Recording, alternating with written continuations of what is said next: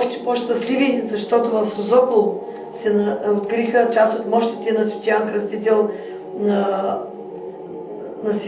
на остров Свети Иван. И моя приятелка, която присъства със съпруга си там, и те пренесаха с тяхната лодка мощите в Созопол, е помолила археолога да даде част от пръста, върху която са лежали мощите.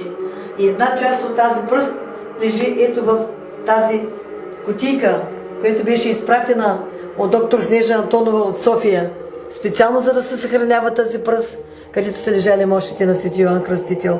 Ето виждате тук, това е снимката на иконата на Свети Йоан Кръстител, а това е пръст, където са лежали неговите мощи.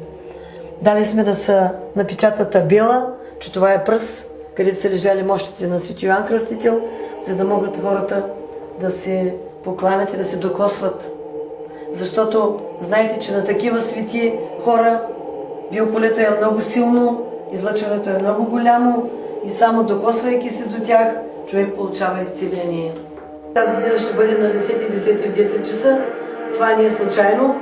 За първи път църквата беше открита на 10.10 в 10 часа преди 15 години. Чакаме много гости, ще колим пак 5 курбана.